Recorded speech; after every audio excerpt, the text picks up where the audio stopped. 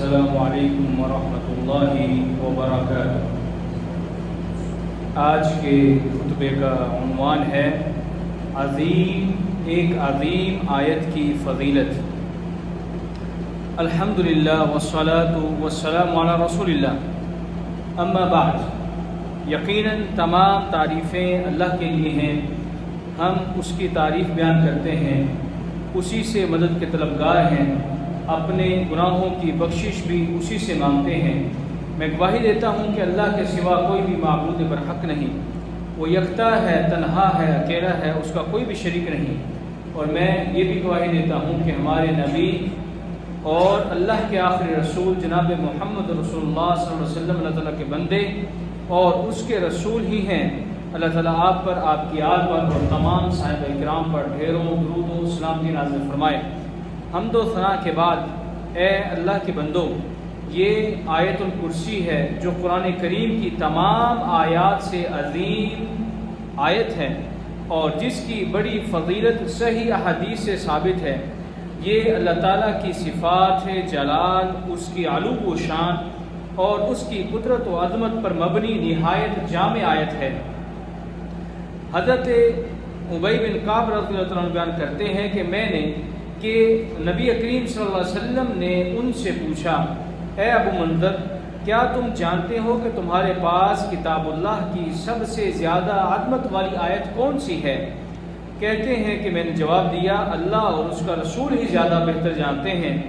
رسول اللہ صلی اللہ علیہ وسلم نے دوبارہ پوچھا، اے ابو منذر، کیا تم جانتے ہو کہ تمہارے پاس کتاب اللہ کی سب سے زیادہ عظمت والی آیت کون سی ہے؟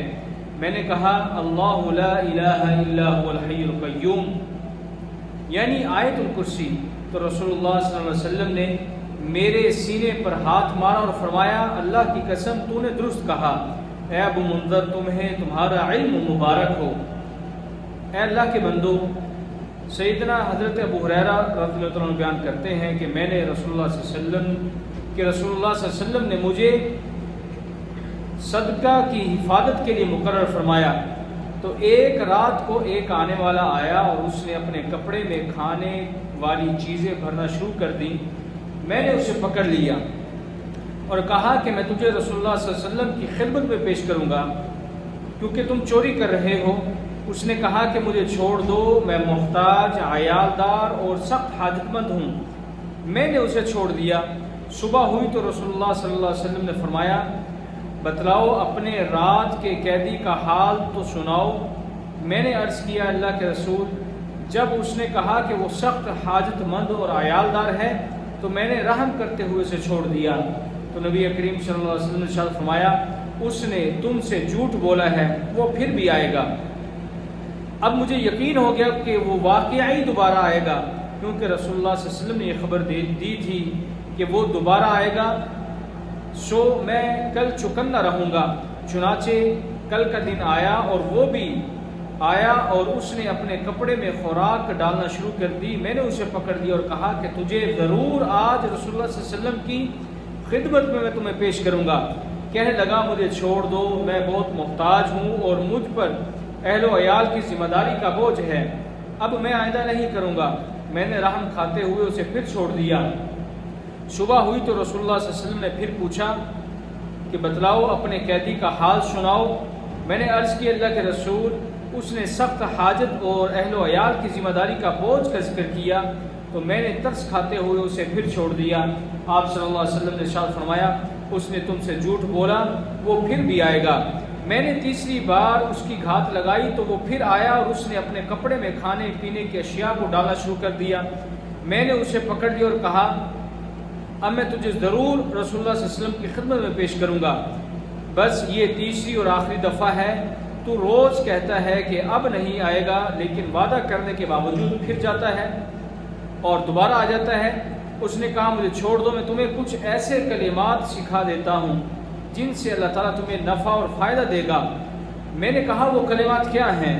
کہنے لگا، جب بستر پر آؤ تو آیت الکرسی اللہ لا الہ الا هو الحی القیوم سے لے کر آخر تک پڑھ لیا کرو۔ ساری رات اللہ کی طرف سے ایک محافظ تمہاری حفاظت کرتا رہے گا اور صبح تک کوئی شیطان تمہارے قریب نہ آ سکے گا۔ تو میں نے اسے چھوڑ دیا۔ صبح ہوئی تو رسول اللہ صلی اللہ علیہ وسلم نے فرمایا اپنے رات کی قیدی کا حال سناؤ۔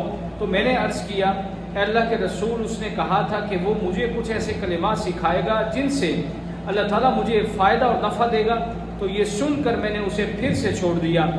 آپ صلی اللہ علیہ وسلم نے فرمایا کہ وہ کلمات کیا ہیں؟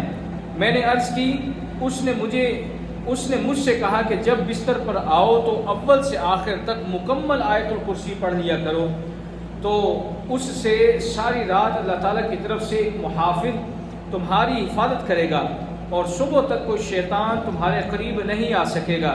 یہ سن کر نبی کریم صلی اللہ علیہ وسلم نے ارشاد فرمایا اس نے تم سے بات تو سچی کی ہے، حالانکہ وہ خود تو جھوٹا ہے۔ اے ابو ہریرہ، کیا تمہیں معلوم ہے کہ تم 3 راتیں کس سے باتیں کرتے رہے ہو؟ میں نے عرض کی کہ نہیں، تو رسول اللہ صلی اللہ علیہ وسلم نے فرمایا کہ وہ شیطان تھا جس سے تم 3 دن باتیں کرتے رہے ہو۔ اے اللہ کے بندو، رسول اللہ صلی اللہ علیہ وسلم کا ارشاد گرامی ہے جو شخص فرض نماز کے بعد آیت الکرسی پڑھے اسے جنت میں داخلے سے سوائے موت کے کوئی چیز نہیں روک سکتی۔ مطلب یہ ہے کہ آیت الکرسی پڑھنے والا موت کے بعد سیدھا جنت میں جائے گا۔ اے اللہ کے بندو، آیت الکرسی کے ترجمے اور مفہوم پر غور کرنا بہت ضروری ہے۔ اس میں اللہ تعالیٰ کی وحدانیت، ربوبیت اور الوہیت کا اقرار کیا جاتا ہے۔ اس توحید کی اہم آیت میں 10 جملے ہیں۔ پہلا جملہ یہ ہے اللہ لا الہ الا ہوا، یہی وہ پیغام ہے جس کی دعوت تمام انبیاء اور رسول نے دی کہ معبود حقیقی صرف اور صرف اللہ تبارک و تعالی ہے، وہی پیدا کرنے والا، وہی رزق دینے والا اور وہی اس پوری دنیا کے نظام کو تنہا چلانے والا ہے، اس کا کوئی شریک نہیں۔ ہم سب اس کے بندے ہیں اور ہمیں صرف اسی کی عبادت کرنی چاہیے۔ وہی مشکل کشا، حاجت روا اور ضرورتوں کو پورا کرنے والا ہے۔ اس نے انسانوں کی ہدایت اور رہنمائی کے لیے انبیاء اور رسول بھیجے۔ آخر میں تمام نبیوں کے سردار حضرت محمد صلی اللہ علیہ وسلم کو قیامت تک آنے والے تمام انسانوں کے لیے رحمت بنا کر بھیج دیا۔ الحی القیوم، لفظ حی کے معنی ہے زندہ، یعنی اللہ تبارک و تعالی ہمیشہ زندہ رہنے والا ہے اور وہ موت سے بالا تر ہے۔ اللہ کے سوا ہر چیز ہلاک اور فنا ہونے والی ہے۔ اور قیوم مبالغہ کا صیغہ ہے جس کے معنی ہے کہ وہ ذات جو خود اپنے بل پر قائم اور دوسروں کے قیام و بقا کا واسطہ اور ذریعہ ہو۔ قیوم اللہ تعالیٰ کی خاص صفت ہے جس میں کوئی مخلوق شریک نہیں ہو سکتی، کیونکہ جو چیزیں خود اپنے وجود و بقا میں کسی دوسرے کی محتاج ہوں وہ کسی دوسرے چیز کو کیا سنبھال سکتی ہیں، اس لیے کسی انسان کو قیوم کہنا ہرگز درست نہیں ہے۔ لا تأخذہ سنۃ ولا نوم، سنت کے معنی اونگ اور نوم کے معنی نیند کے ہیں۔ ان دونوں کی نفی سے نیند کی ابتدا اور انتہا دونوں کی نفی ہو جاتی ہے، یعنی اللہ تعالیٰ غفلت کے تمام اثرات سے کمال درجہ پاک اور صاف ہے۔ لہ ما فی السماوات و ما فی الارض، تمام چیزیں جو آسمانوں یا زمین میں ہیں وہ سب اللہ تعالیٰ کی مملوک ہیں۔ وہ مختار کل ہے، جس طرح چاہے وہ ان میں تصرف کرتا ہے۔ من ذا الذی یشفع عندہ الا باذنہ، جب یہ بات واضح ہو گئی کہ اللہ تعالیٰ ہی کائنات کا مالک ہے، کوئی اس سے بڑا اور اس کے اوپر حاکم نہیں، تو کوئی اس سے کسی کام کے بارے میں کیسے باز پرس کرنے کا بھی حقدار ہو سکتا ہے؟ وہ جو حکم جاری فرمائے اس میں کسی کو چوں چرا کرنے کی گنجائش نہیں ہے۔ ہاں یہ ہو سکتا ہے کہ کوئی شخص اللہ تعالیٰ سے کسی کی سفارش یا شفاعت کرے، سو اس کو بھی واضح کر دیا کہ اللہ تعالیٰ کی اجازت کے بغیر اللہ تعالیٰ کے نیک و مقبول بندے بھی کسی کے لیے سفارش اور شفاعت نہیں کر سکتے۔ رسول اللہ صلی اللہ علیہ وسلم نے ارشاد فرمایا کہ محشر میں سب سے پہلے میں ساری امتوں کی شفاعت کروں گا۔ یہ حضور اکرم صلی اللہ علیہ وسلم کی خصوصیات میں سے ہیں۔ نبی اکرم صلی اللہ علیہ وسلم کی عام امتیوں کی شفاعت کے علاوہ اللہ تعالیٰ کے نیک بندوں کو بھی 3 شرطیں پائی جانے پر دوسروں کی شفاعت کرنے کی اجازت ہوگی۔ نمبر 1، جس کے لیے شفاعت کی جا رہی ہے اس سے اللہ تعالیٰ کی رضامندی ہو۔ اللہ تعالیٰ قرآن مجید میں ارشاد فرماتے ہیں وہ کسی کی بھی شفاعت نہیں کرتے بجز ان کے جن سے اللہ خوش ہو اور وہ اس کی ہیبت سے ہمیشہ ڈرتے رہتے ہیں۔ نمبر 2، شفاعت کرنے والے سے اللہ تعالیٰ راضی ہو، اللہ تعالیٰ قرآن مجید میں ارشاد فرماتے ہیں اور بہت سے فرشتے آسمان میں ہیں کہ جن کی شفاعت کسی کے کچھ بھی کام نہیں آتی مگر اس کے بعد کہ اللہ جس کے لیے اجازت چاہے اجازت دے اور جس کے لیے پسند کرے۔ اور تیسری شرط شفاعت کی یہ ہے کہ اللہ تعالیٰ شفاعت کرنے والے کو شفاعت کی اجازت دے۔ فرمانے باری تعالیٰ ہے شفاعت اس کے لیے ہے اللہ جس کے لیے چاہے اجازت دے اور پسند کرے۔ مزید ایک اور مقام پر ارشاد فرمایا بھلا اس کی اجازت کے بغیر کوئی کسی کے پاس کیسے سفارشی کر سکتا ہے، کسی کے پاس کیسے کسی کی سفارش کر سکتا ہے۔ یعلم ما بین ایدیہم وما خلفہم، اللہ تعالیٰ لوگوں کے آگے پیچھے کے تمام حالات و واقعات سے واقف ہے۔ آگے اور پیچھے کا یہ مفہوم بھی ہو سکتا ہے کہ ان کے پیدا ہونے سے پہلے اور پیدا ہونے کے بعد تمام حالات و واقعات اللہ تعالیٰ کے علم میں ہیں، اور یہ مفہوم بھی ہو سکتا ہے کہ آگے سے مراد وہ حالات ہیں جو انسان کے لیے کھلے ہوئے ہیں اور پیچھے سے مراد وہ مخفی واقعات و حالات ہوں۔ تو معنی یہ ہوں گے کہ انسان کا علم تو بعض چیزوں پر ہے اور بعض چیزوں پر نہیں، کچھ چیزیں اس کے سامنے کھلی ہوئی ہیں اور کچھ چھپی ہوئی، مگر اللہ کے سامنے یہ سب چیزیں برابر ہیں۔ ان کا علم ان سب چیزوں کو یکساں محیط کیے ہوئے ہے۔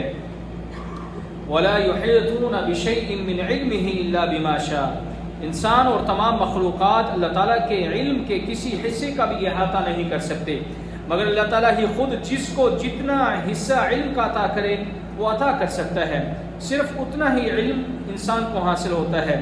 اس آیت میں بتلا دیا گیا ہے کہ تمام کائنات کے ذرے ذرے کا علم محیط صرف اللہ تعالیٰ کی خصوصی صفت ہے، انسان یا کوئی مخلوق اس میں شریک نہیں ہو سکتا۔ واسع کرسیہ السماوات والارض، یعنی اس کی کرسی اتنی بڑی ہے کہ جس کی وسعت کے اندر ساتوں آسمان اور زمین سمائے ہوئے ہیں۔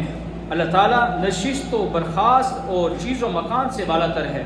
اس قسم کی آیت کو اپنے معاملات پر قیاس نہ کیا جائے، اس کی کیفیت و حقیقت کا ادراک انسانی عقل سے بالکل بالا تر ہے۔ البتہ صحیح حدیث سے اتنا معلوم ہوتا ہے کہ عرش اور کرسی بہت عظیم الشان ہے، بہت عظیم الشان جسم ہیں جو تمام آسمان اور زمین سے بدر جہاں بڑے ہیں۔ صحابی نے نبی کریم صلی اللہ علیہ وسلم سے دریافت کیا کہ کرسی کیا اور کیسی ہے؟ آپ صلی اللہ علیہ وسلم نے ارشاد فرمایا قسم ہے اس ذات کی جس کے قبضے میں میری جان ہے کہ ساتوں آسمانوں اور زمینوں کی مثال کرسی کے مقابلے میں ایسی ہے جیسے ایک بڑے میدان میں انگشتی کا حلقہ یعنی چھلا پڑا ہو۔ اور بعض حدیث میں ہے کہ عرش کے سامنے کرسی کی مثال بھی ایسی ہی ہے جیسے ایک بڑے میدان میں ایک چھلا یا انگوٹھی پڑی ہوئی ہو۔ بعض مفسرین نے لکھا ہے کہ اس کے معنی ہے کہ اللہ کا اقتدار آسمانوں اور زمین کے تمام اطراف و اکناف پر حاوی ہے، کوئی گوشہ اور کوئی کونا بھی ایسا نہیں کہ اس کے دائرۂ اختیار سے وہ الگ اور جدا ہو۔ ولا یعودہ حفظہما، اللہ تعالیٰ کو ان دونوں عظیم مخلوقات یعنی آسمان و زمین کی حفاظت کچھ گرا نہیں معلوم ہوتی، کیونکہ اس قادر مطلق کی قدرت کاملہ کے سامنے یہ سب چیزیں نہایت آسان ہیں۔ یعود کے معنی کسی چیز کا ایسا بھاری اور گرا ہونا کہ اس کا سنبھالنا مشکل ہو، لیکن ان دونوں کی حفاظت اور ان دونوں کا سنبھالنا اللہ کے لیے ہرگز مشکل نہیں۔ وَهُوَ الْعَلِيُّ الْعَظِيمُ، گزشتہ 9 جملوں میں اللہ تعالیٰ کی ذات و صفات کے کمالات کو بیان کیا گیا ہے۔ ان کو سمجھنے کے بعد ہر عقل مند شخص یہی کہنے پر مجبور ہے کہ ہر عزت و عظمت اور بلندی و برتری کا مستحق وہی پاک ذات ہے۔ ان 10 جملوں میں اللہ تعالیٰ کی صفات کمال اور اس کی توحید کا مضمون وضاحت اور تفصیل کے ساتھ آ گیا ہے۔ اس لیے اس عظیم آیت کو پڑھنے کے متعلق رسول اللہ صلی اللہ علیہ وسلم کا فرمان ہے کہ جو شخص اس کو فرض نماز کے بعد پڑھے گا، اگر اس کی موت واقع ہو جاتی ہے تو وہ سیدھا جنت کے اندر داخل ہوگا۔ اللہ تعالیٰ ہم سب کو قرآن کریم سمجھ کر پڑھنے والا اور اس پر عمل کرنے والا بنائے۔ اللہ تعالیٰ ہم سب کو شرک کی تمام شکلوں سے محفوظ فرمائے۔ اللہ تعالیٰ مجھے اور آپ سب کو قرآن مجید کی برکتوں سے بہرہ مند ہونے کی توفیق عطا فرمائے۔ سبحان ربک رب العزت عما یصفون والسلام علی المرسلین والحمد للہ رب العالمین۔